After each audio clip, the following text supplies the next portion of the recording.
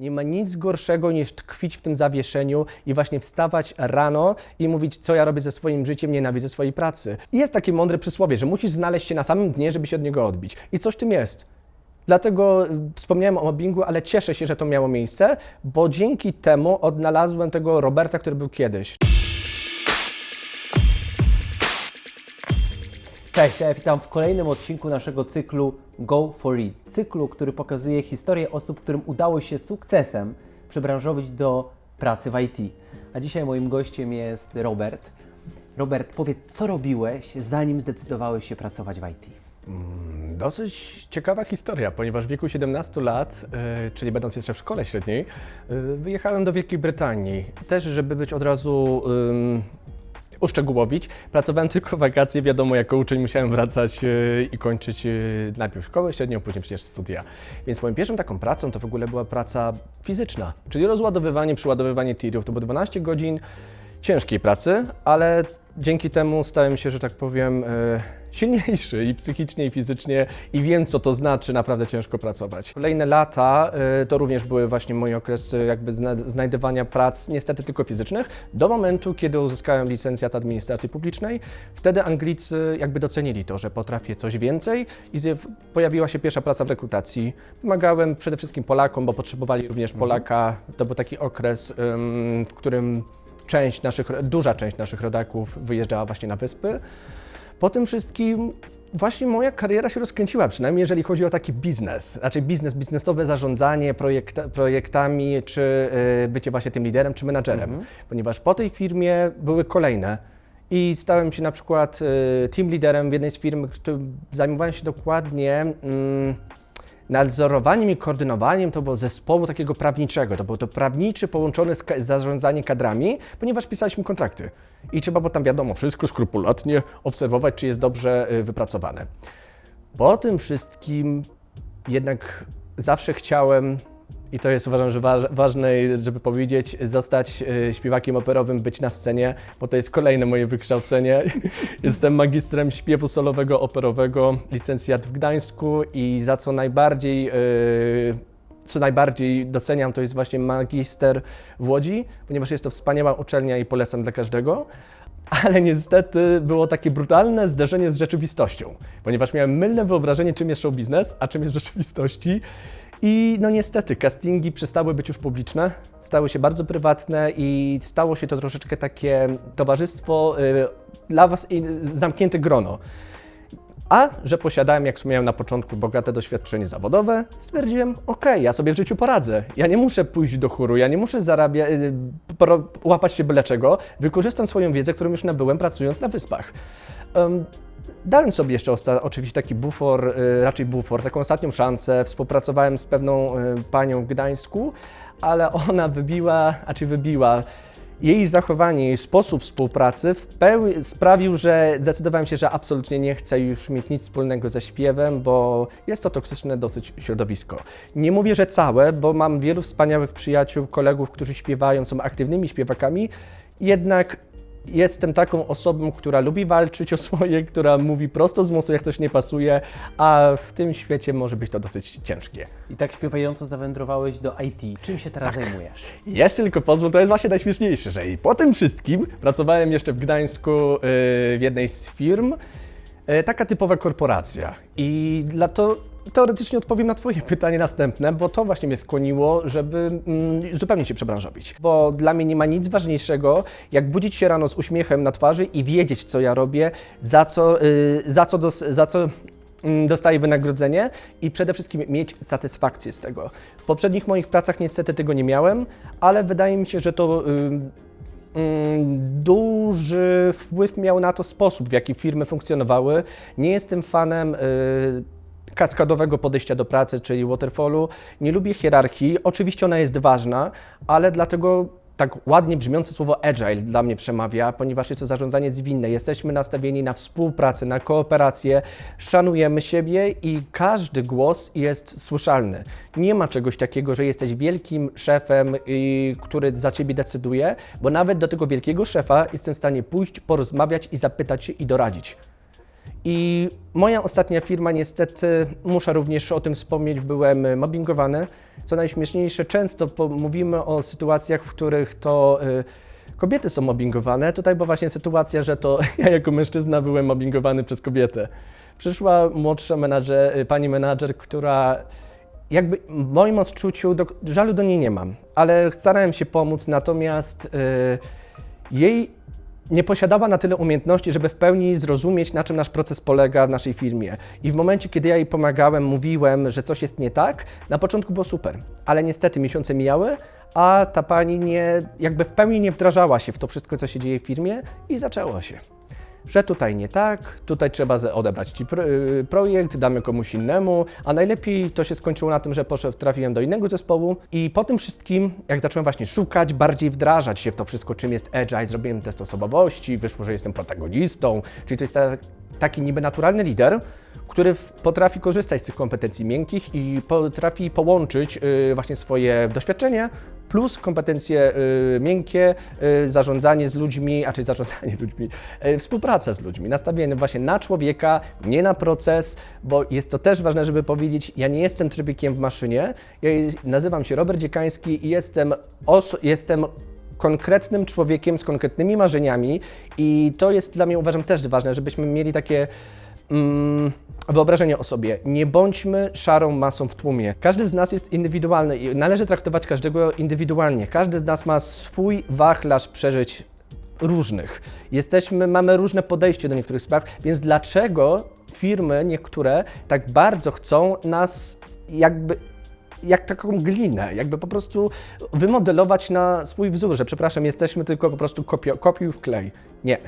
I to sprawiło po tym wszystkim, że zacząłem się interesować, bo IT to były 4 lata wstecz. Więc po zrobieniu testu osobowości, po dokładnym zbadaniu, na czym polega przede wszystkim rynek IT, również to już cofanie się bardzo w przeszłość.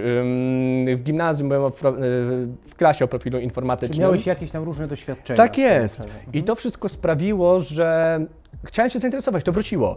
I kim zostałeś w tym jest. sektorze technologicznym? Zostałem Scrum Masterem. Uważam, że jest to... Dlaczego akurat ta specjalizacja, specjalność Tak jest. spośród całego wachlarza możliwych? W moim przekonaniu jest to idealne połączenie. To nie jest przypadkowy wybór, to jest idealne połączenie właśnie na podstawie tych kilku lat, które już badałem rynek i starałem się znaleźć coś, w czym chciałbym się zająć. Ponieważ na początku chciałem być programistą, ale im bardziej się w to zagłębiałem i czytałem różne mądre książki, które mówiły, im jesteś starszy, tym powinieneś sobie odpuścić, bo na twoim miejscu zawsze jest student, który ma więcej czasu, żeby się tym zająć. Tak, albo dziecko.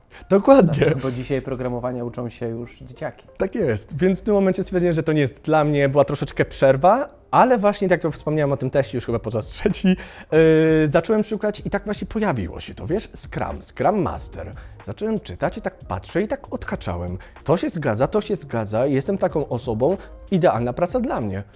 Zacząłem oczywiście czytać Agile Manifesto i wszystko związane, nauczyłem się Scruma i co już tak w pełni otworzyło mi drogę do przebranżowienia, jak już podjąłem tę decyzję, że chcę koniecznie. Oczywiście, sytuacja w mojej poprzedniej pracy tym bardziej mi popchnęła w tę drogę. Zdecydowałem się na kurs Future Colors. Właśnie tam byłem, dzięki niemu dostałem jakby taki duży wachlarz, może nazwałbym, dużą wiedzę. Może duża wiedza została przekazana przez Izę, mentorkę, osobę, która prowadziła ten kurs i oprócz tego, bo jest fantastyczną osobą, ponieważ ona pomogła mi również wrócić jakby odnaleźć ponownie swoje poczucie wartości, ponieważ przez to, że byłem mobbingowany, niestety, o ile fizycznie to nie miało na mnie wpływu, tak psychicznie zapomniałem o tym, ile ja ze sobą reprezentuję. Przestałem wierzyć w to, że ja potrafię coś więcej i że może być z tego coś więcej. Iza, za co jej serdecznie dziękuję, naprostowała mnie, powiedziała absolutnie, że powinienem właśnie też i uciekać, więc była takim wiatrem w moje żagle, że powinienem jak najbardziej stąd uciec. Po tym wszystkim, po tym kursie już zaczęło się to wszystko, bo po kursie również miałem możliwość skonsultowania swojego CV, więc zacząłem to wszystko przerabiać, ale co dla mnie jest istotne, to jednak było podejście do tego oficjalnego certyfikatu, który zdałem. I to mi otworzyło drogę również nie ma co ukrywać, większą szansę dostanie pracy osoba, która ma certyfikat, która ma jeszcze większe doświadczenie, plus potrafi jakby wykorzystać swoje poprzednie doświadczenie, połączyć to, przekazać. To jest ważne, żeby w CV tak przekazać odpowiednio to wszystko, co potrafimy robić, żeby zainteresować pracodawcę przyszłego. Jak długo zajął Ci ten cały proces przebranżawiania się do tego, co robisz dzisiaj? Rozumiem. Od momentu, kiedy ukończyłem ten kurs, to jednak potrzebowałem jeszcze 7-8 miesięcy, ale to dlatego, że znowu moja poprzednia firma mnie troszeczkę tak wabiła, że zostań z nami, będziesz menadżerem, będzie super. I uwierzyłem. I nie zostałeś menadżerem? Nie zostałem. Tak jak wspomniałem, zostałem przeniesiony do innego procesu i wtedy już rozmawiając z jednym z nawet tych tak zwanych ops menadżerów wyżej, jak mi powiedział kilka przykrych rzeczy, nie personalnych, ale o tym, jak firma funkcjonuje, to wiedziałem, że to nie jest miejsce dla mnie i wtedy już się tak zdenerwowałem, że powiedziałem, że chociaż nie wiem, co by się stało, ja z tej firmy muszę odejść. I co dla mnie było takie, właśnie to wspomniałem, punktem zwrotnym, pracę znalazłem w miesiąc. I dlaczego? Bo wtedy nie miałem problemy ze znalezieniem, bo moje CV krzyczało: jesteś menadżerem, umiesz zarządzać projektem, jesteś wspaniały, ale krzyczało proces, proces, proces, proces. I wtedy, jak ja sobie sam to wszystko przeczytałem, przewartościowałem, że to prawda, ja nie jestem ekspertem procesu. Scrum Master to jest coach, to jest nauczyciel, to jest oczywiście osoba, która zna Scruma, ale to jest osoba, która właśnie posiada szeroki wachlarz kompetencji miękkich. I wszystko to, co robiłem wcześniej, po prostu odpowiednio sformułowałem tak, żeby dla mojego potencjalnego pracodawcy mówiło: tak, my chcemy Ciebie, bo jesteś Scrum Masterem. Więc to absolutnie nie było kłamanie, to po prostu było takie mądre podejście, żeby usiadłem, przemyślałem, napisałem. Robert, opowiedz mi trochę o tym kursie, który doprowadził Cię do bycia Scrum Masterem dzisiaj. Jak w ogóle wyglądała cała ta Twoja edukacja?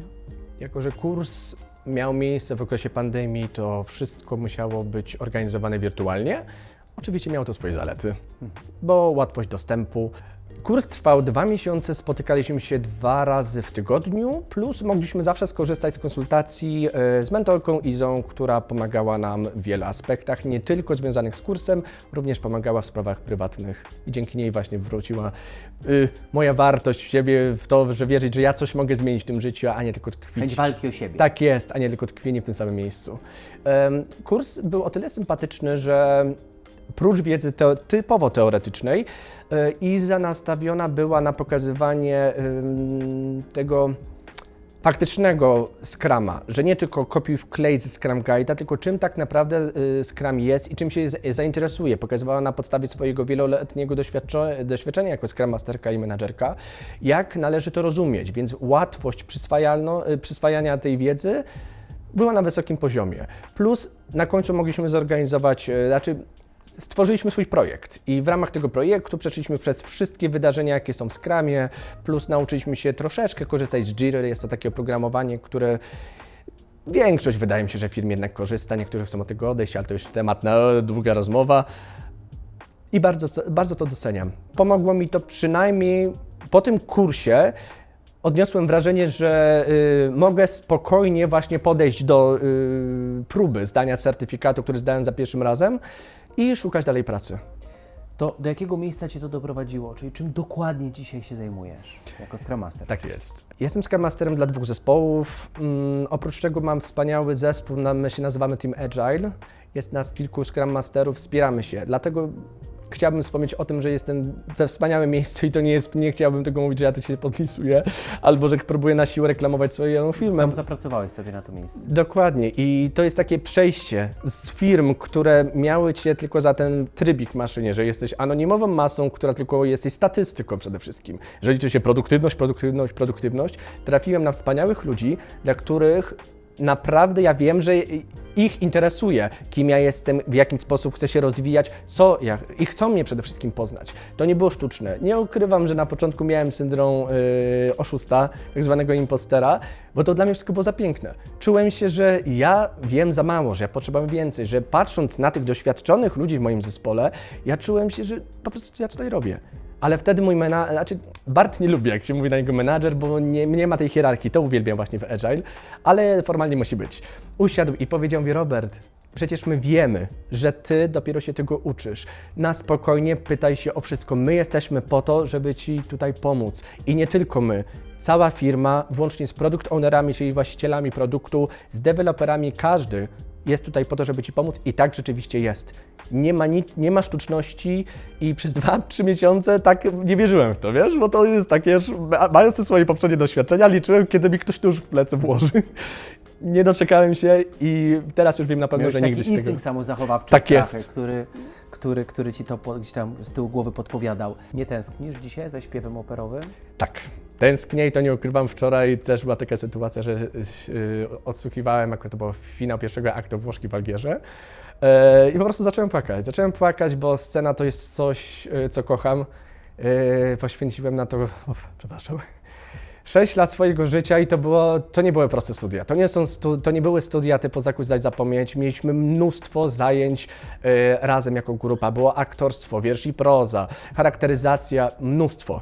I bardzo zaangażowałem się w to wszystko emocjonalne. Nie żałuję, bo studia nauczyły mnie właśnie tego pięknego podejścia do drugiego człowieka, odkryłem sobie bardzo dużo empatii. No bo prawo, to jedno z pierwszych wykształceń, nie ukrywajmy, twarda litera prawa należy przestrzegać i tam nie ma miejsca na emocje.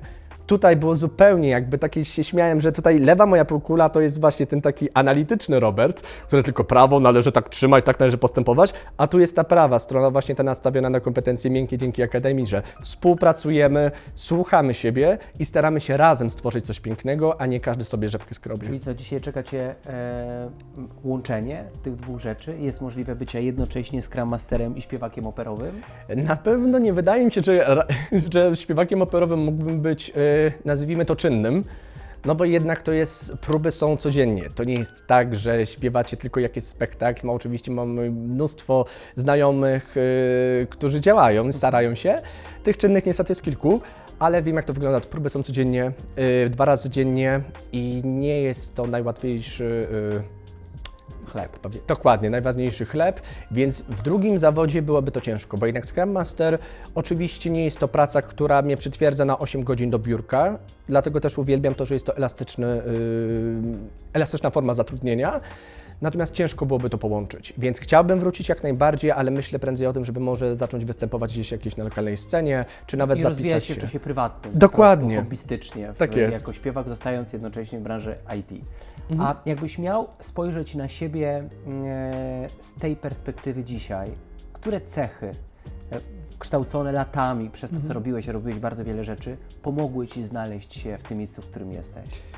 Umiejętności, cechy, kwalifikacje. Tak. Wydaje mi się, że jestem osobą raczej ekstrawertyczną, aczkolwiek introwertykę też mam w sobie. Czasem potrzebuję takiej samotności, a nie tylko, że wiecznie gadam.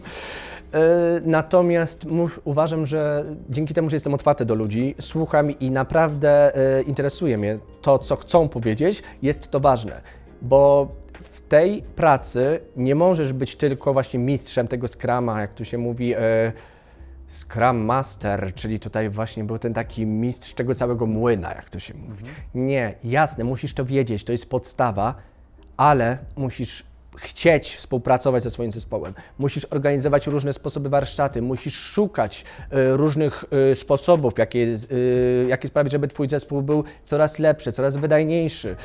Rozmawiać z nimi. To nie może być osoba, która nie lubi pracy z ludźmi, ponieważ my cały czas wchodzimy w różne interakcje. Więc to mi na pewno pomogło, przede wszystkim moje wykształcenie jako śpiewak operowy, ale jest to właśnie część analityczna. Tak jak wspomniałem, studiowałem prawo, jeszcze administrację publiczną, to jest właśnie takie połączenie. Stąd powiedziałem, że to jest idealna jakby symbioza moich wszystkich cech, że tutaj jest lewa, że tak powiem, półkula, jest nastawiona na to, że słucham człowieka, lubię przede wszystkim drugiego człowieka i z nim przebywać, obcować i jest analityczna, kiedy jednak trzeba być tym troszeczkę bardziej, ja to nazywam grumpy catem. Mam nadzieję, że ludzie wiedzą, co to jest, że proces, słuchamy, uczymy się i odizolowania jakby tych emocji, bo pułapka, o której mogę wspomnieć, jest i której chciałbym przestrzec przede wszystkim osoby, które zostaną Scrum Masterami, trzeba postawić również granicę mur. Jasne, druga osoba jest ważna, musimy słuchać, ale ja nie jestem psychologiem. A nie może być tak, że osoba, z którą rozmawiasz, wylewa na ciebie twoje frustracje, bo miałem czasem tak, że przez to ja po prostu za bardzo, jakby te wszystkie złe emocje, ja nimi przesiąkłem, a od tego ja nie jestem. jasne, ja pomogę, jasne, ja wysłucham, ale koniec końców też trzeba rozgraniczać i mówić wprost, że czasem jest tak, że skupmy się jednak na procesie. Co byś chciał dzisiaj powiedzieć ludziom, którzy są na początku tej drogi, podejmowania decyzji o takim właśnie przebranżowieniu się i otwarciu na technologię? Przede wszystkim wierzcie w siebie. Każdy z nas, jak wspominałem, jest indywidualny. Nie można się, najgorsze, co można zrobić, to się porównywać z kimś. Nie pozwólcie, żeby opinie innych, a tym bardziej jakichś przełożonych, miały wpływ na to, że wy przestajecie w siebie wierzyć. Ponieważ to jest najgorsze, co można zrobić, to przestać wierzyć w to, że ja potrafię coś zmienić w swoim życiu. Nie ma nic gorszego niż tkwić w tym zawieszeniu i właśnie wstawać rano i mówić, co ja robię ze swoim życiem, nienawidzę swojej pracy. Zmień to. Jeżeli wiesz, że doszedłeś już do takiego punktu, to jest takie mądre przysłowie, że musisz znaleźć się na samym dnie, żeby się od niego odbić. I coś w tym jest. Dlatego wspomniałem o mobbingu, ale cieszę się, że to miało miejsce, bo dzięki temu odnalazłem tego Roberta, który był kiedyś, czyli właśnie ambitnego, nastawionego na cel, ale jednocześnie właśnie dzięki Akademii Muzycznej również stałem się takim, nazwijmy to, pełnowartościowym człowiekiem, który również wie, co to empatia. Jakbym miał Ci założyć jakieś życzenia dotyczące Twojej przyszłości w oparciu o ten cały wachlarz Twoich doświadczeń, to co chciałbyś, żebym Ci życzył? Żebym został może agile coachem, bo jednak agile coach to już jest taka osoba, która w pełni realizuje wszystko, co jest skramowe, plus jednocześnie posiada taką dużą wiedzę, że jest w pełni pomóc swojej firmie, żeby zaimplementować Scrum i żeby odpowiednio funkcjonowała. To ja Ci życzę, żebyś został śpiewającym agile coachem. Dziękuję ślicznie.